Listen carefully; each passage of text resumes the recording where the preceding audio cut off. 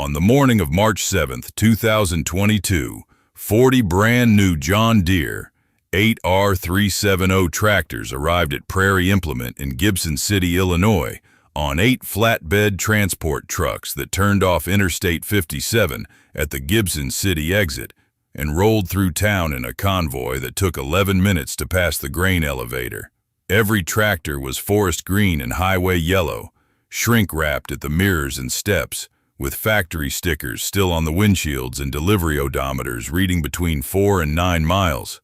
The trucks pulled onto the dealership lot at 7:40 in the morning and the drivers began unloading before the sales staff had finished their coffee. Prairie Implement was a single-location John Deere dealership serving Ford, McLean, and Champaign counties in central Illinois. It had a 12-bay service department, a parts warehouse, a showroom that held 4 tractors and 2 combines, and a gravel overflow lot behind a building that could park maybe 30 pieces of equipment if you stacked them close. The dealership's annual new tractor sales, in a good year, ran between 18 and 22 units. In 2021, they had sold 19, a mix of 6R, 7R, and 8R models, mostly to repeat customers who had been buying from Prairie Implement for 10 or 15 or 20 years.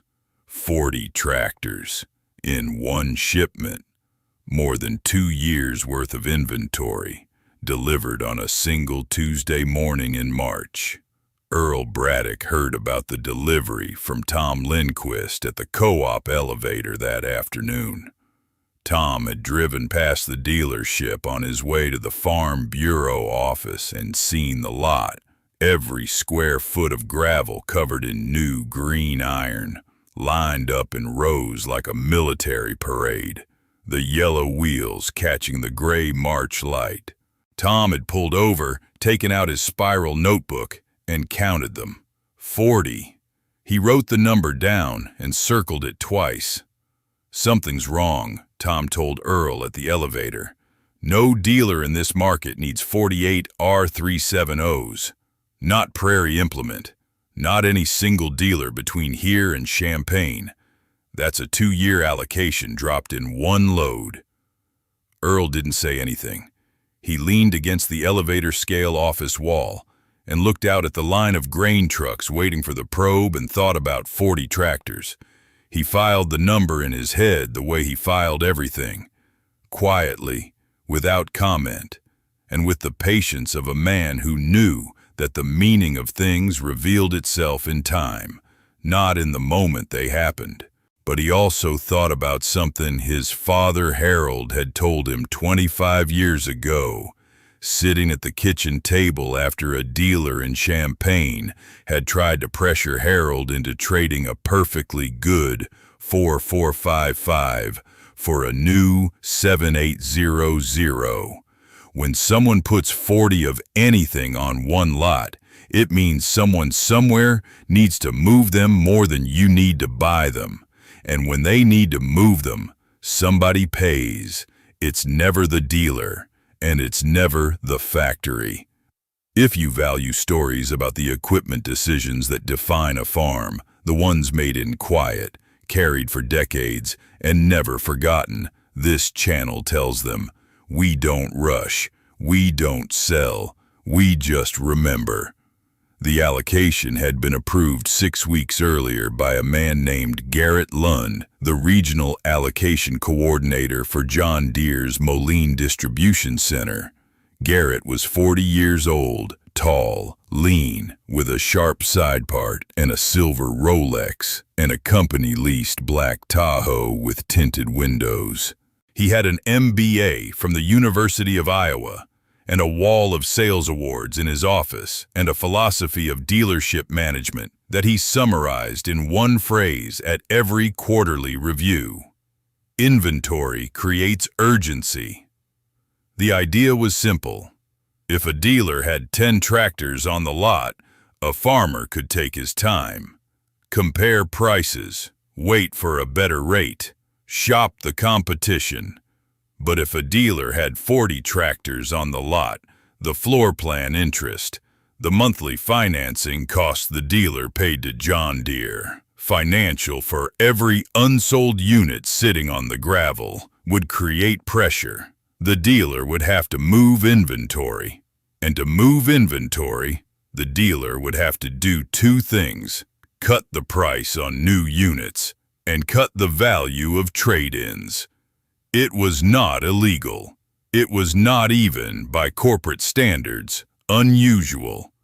It was a distribution strategy designed to shift the negotiating leverage from the farmer to the dealer and from the dealer to the manufacturer. Garrett Lund had deployed it in 3 other territories in the past 2 years: eastern Iowa, southern Minnesota, and central Indiana. And in each case, the result was the same. New tractor sales spiked, trade-in values cratered, and the farmers who had been planning to trade up in the spring found themselves facing offers that were 30 to 40% below what they'd been quoted 6 months earlier. Earl found out what was happening in April. He had driven to Prairie Implement on the 12th to get a trade-in appraisal on his 2015 John Deere 8 345R, a tractor he had bought used in 2017 for $122,000 and maintained meticulously for 5 years, with 4,600 hours on it and a service record that would make a Deere engineer weep. In October of 2021, the sales manager at Prairie Implement had quoted him a trade-in value of $78,000. Earl had filed the quote in his manila folder and planned to trade the 8345R toward a new 8R370 in the spring of 2022, when planting was done and the cash flow stabilized. The new quote was $46,000, $32,000 less than the October number, on the same tractor, with 200 more hours and no mechanical issues. Earl sat in the sales office and looked at the number on the printout and did not move his face. "Market conditions have changed," the sales manager said. He was not Craig Winslow. Craig had been promoted to Champaign. The new man was younger, 29, still learning the script. "We've received a significant allocation of new 8R inventory, and the used market has softened accordingly. Supply and demand, Mr. Braddock. $32,000 in 6 months. It's the market." "No," Earl said quietly. "It's the 40 tractors on your lot." The sales manager opened his mouth and closed it. He looked down at his desk. He was 29 years old, and he had been the sales manager for 4 months, and nobody in the Moline corporate office or the Prairie Implement ownership group had prepared him for the moment when a farmer would sit across the desk and name the exact mechanism that was being used against him. There was no page in the training binder for that. There was no swipe on the iPad. There was just a 52-year-old man in a Carhartt coat with mud on his boots, looking at a 29-year-old man in a clean polo with a name badge, and both of them knowing exactly what was happening, and neither of them able to change it from this side of the desk. Earl folded the appraisal printout, put it in his chest pocket next to the October quote, and walked out without saying another word. He didn't slam the door. He didn't raise his voice. He didn't ask for a manager. He just left. The sales manager watched him through the glass wall as he walked across the lot, past row after row of brand new 8R370s, and climbed into his truck and drove west toward Gibson City with his headlights cutting through the gray April rain. That evening, Earl sat at his kitchen table with Ruth and the 2 printouts side by side. $78,000 in October, $46,000 in April. Same tractor, same condition. The only variable was the 40 units sitting on Prairie Implement's lot, bleeding floor plan interest at approximately $900 per tractor per month. 40 tractors times $900 was $36,000 a month the dealer owed John Deere Financial just for the privilege of having the inventory. That was $432,000 a year in carrying cost. The dealer was drowning, and the only way to swim was to slash trade-in values and push farmers into new purchases at lower margins. Tom Lindquist came by the farm the next morning with his spiral notebook. He had made phone calls, 11 of them, to farmers in Ford, McLean, and Champaign counties who he knew were considering trade-ins that spring. Every single one had received a new appraisal that was 25 to 40% below their previous quote. Dale Endicott's 7R270 had dropped from $51,000 to $31,000. Keith Molitor's 6155R had dropped from $38,000 to $22,000. Carl Beckett had been quoted $63,000 on a nearly new 8R310 with 1,900 hours in November. Prairie Implement was now offering $39,000. "That's not the market," Tom said, flipping through his notebook. "That's a pattern. Every quote dropped the same percentage band. Somebody at corporate decided to flood this dealer, and the trade-in values are the farmers paying for it." Earl looked at the notebook. 11 farmers, 11 drops. A combined loss of $347,000 in trade-in value across 11 machines. And those were just the farmers Tom had called. The total across every farmer in the 3-county service area who had received a new appraisal would be significantly higher. Tom brought it up at the Farm Bureau board meeting on April 22nd. He didn't make a speech. He didn't accuse anyone. He opened his spiral notebook and read the numbers. 11 trade-in quotes, before and after, side by side. The room was silent.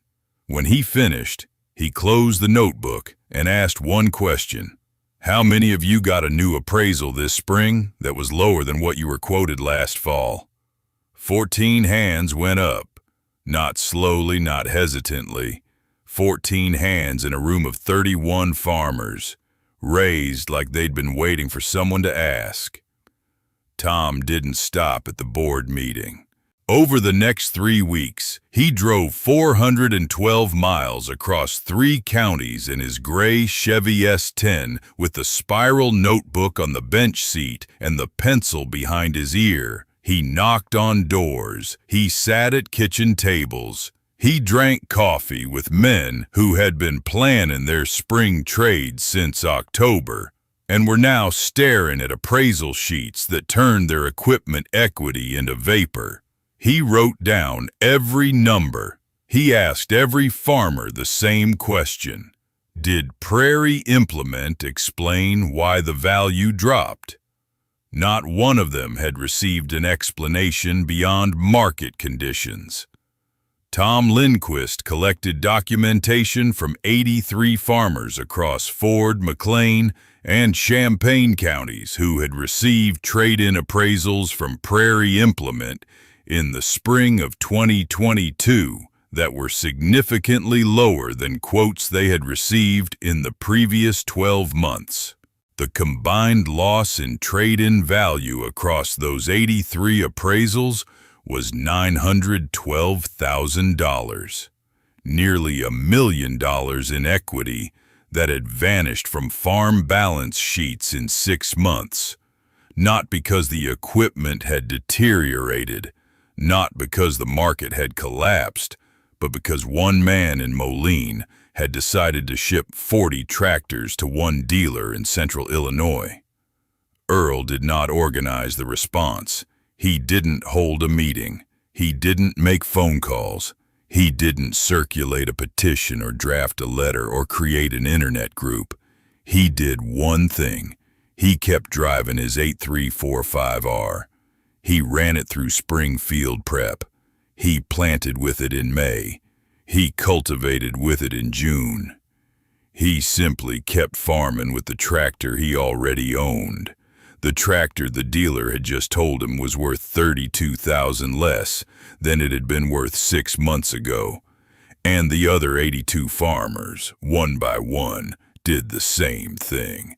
Not because Earl told them to, because the numbers told them to, because when a man sits at his kitchen table and compares 2 appraisals on the same tractor, and one is $32,000 lower than the other, and the only thing that changed was the number of tractors on the dealer's lot, the math does the talking.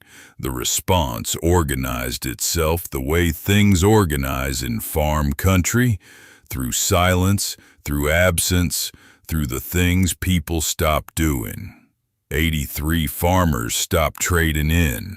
They stopped walking onto Prairie Implement's lot. They stopped answering the sales calls. The 48 R370s sat on the gravel through April, May, June, and July, baking in the summer sun with their shrink wrap splitting and their tires flat spotting and their floor plan interest accruing at $900 a unit per month. By August, Prairie Implement had sold 4 of the 40, 4 tractors out of 40 in 5 months. At margins so thin, the sales commission was less than the delivery fee.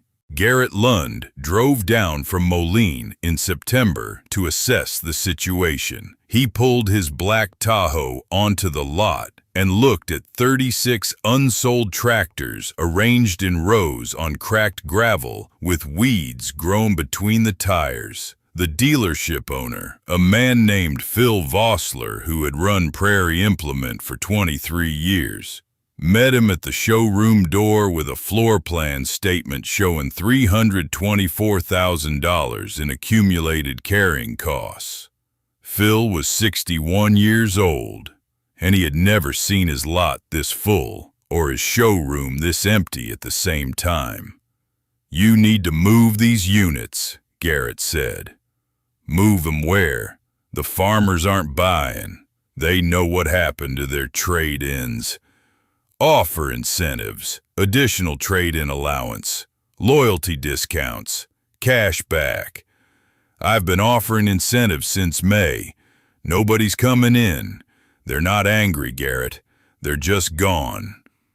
That was the part Garrett Lund's MBA had not prepared him for.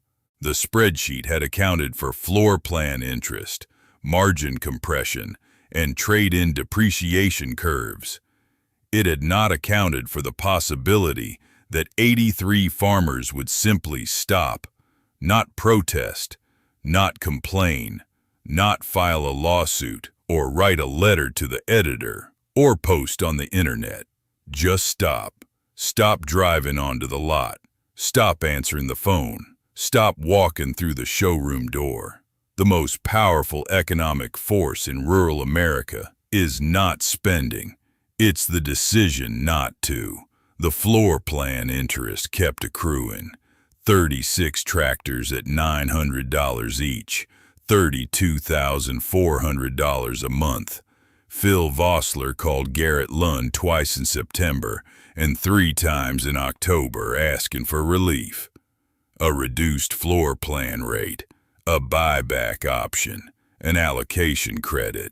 Each time Garrett said the same thing: "The units are your responsibility. Move them." It was the language of a man who had never stood in a parts department and watched a farmer walk away without buying anything, who had never felt the silence that fills a showroom when the people who used to come in every week stop coming in at all. In November of 2022, John Deere Corporate recalled 18 of the remaining 32 unsold units from Prairie Implement and redistributed them to dealers in Texas and Oklahoma. The recall was a quiet admission of failure. The allocation had not created urgency. It had created a boycott. The 18 tractors that remained were sold over the following year at an average discount of $31,000 per unit, wiping out the margin Garrett Lund's strategy was designed to create. Prairie Implement's total loss on the 40 tractor allocation, including floor plan interest, discounts, and lost service revenue from departed customers, was estimated by Phil Vossler at $640,000. Phil Vossler stood at the window of his office overlooking the lot every morning for 3 months and watched the equity bleed. He had not asked for the 40 tractors. He had not requested the allocation. Garrett Lund had called him in January and told him the shipment was coming, and Phil had said he didn't need 40 units, and Garrett had said it wasn't optional. It was part of the regional allocation plan, and the floor plan terms required Prairie Implement to accept delivery. Phil had been a John Deere dealer for 23 years. He had shaken hands with farmers at the parts counter and coached Little League with their sons and sat beside them at funerals. And now he was the face of a scheme he hadn't designed, holding a floor plan statement he couldn't pay, watching his customers drive past his lot without turning in. Phil Vossler retired in the spring of 2023. He sold Prairie Implement to a dealership group out of Peoria that specialized in acquiring distressed Deere franchises. The new owners kept the name, but replaced the sales staff and the service manager and the parts counter team. The old customers, the ones who had been there for 15, 20, 25 years, did not come back. They had found Virgil Kemp in Paxton and Gene Hofstetter in Farmer City and a network of independent mechanics who serviced what they already owned instead of selling them something new. Garrett Lund was transferred from the Moline Distribution Center to a Deere Financial Compliance office in Cary, North Carolina. In the spring of 2023, he packed his brushed aluminum laptop and his messenger bag with the embossed Deere logo and his Rolex and his MBA diploma and moved to a rented apartment 1,400 miles from the nearest cornfield. The transfer was described internally as a lateral move. No one in the Ford County farming community knew his name or where he went. They didn't need to. They had already delivered their verdict, not in a courtroom or a boardroom, but in the only place that mattered, the dealership lot, where 36 tractors had sat unsold in the sun because the people who were supposed to buy them had decided, quietly and without coordination, that they would rather keep what they had than participate in a system designed to take it from them. Tom Lindquist's spiral notebook still has the page, 2 columns of numbers, before and after, for 83 farmers across 3 counties. He has never torn the page out. He keeps it the way farmers keep receipts. Not as evidence, but as memory. Proof that something happened, and proof that the people it happened to responded not with anger or litigation or publicity, but with the oldest and most devastating economic weapon available to a consumer, the decision to walk away. In the spring of 2026, Earl Braddock still farms 640 acres outside Gibson City with the 8345R. He decided not to trade in. It has 5,900 hours on it now. The engine runs clean. The transmission shifts smooth. The hydraulics hold pressure. He maintains it himself in his pole barn with Virgil's guidance and Gene's diagnostics, and the same discipline his father practiced on every piece of iron he ever owned. Last fall, Nathan, Earl's oldest son, who came home to the farm in 2025, asked if they should think about trading the 8345R for something newer. Earl took him to the pole barn and opened the hood and showed him the engine. Clean, dry, no leaks, the turbo spooling up sharp and smooth. He showed him the hour meter. He showed him the service log filed by year in manila folders. "This tractor doesn't know what an allocation coordinator is," Earl said. "It doesn't know what a floor plan is. It just knows how to work. And as long as it knows that, we keep it." The 8345R that was worth $78,000 in October of 2021 and $46,000 in April of 2022 is worth, to Earl, exactly what it has always been worth.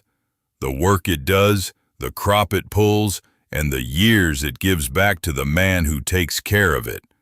No allocation coordinator in Moline can put a number on that.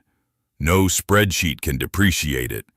No 40-tractor shipment can make it worthless. The lot at Prairie Implement has new owners and a new sign and new tractors under new spotlights. The gravel has been repaved. The weeds are gone. But if you drive past on a Saturday morning when the lot is empty and the showroom is dark, you can still see the flat spots in the gravel where 36 tractors sat for 5 months in the sun, waiting for farmers who never came. 83 farmers, $912,000, and not a single one of them said a word. They just stopped coming, and that was enough.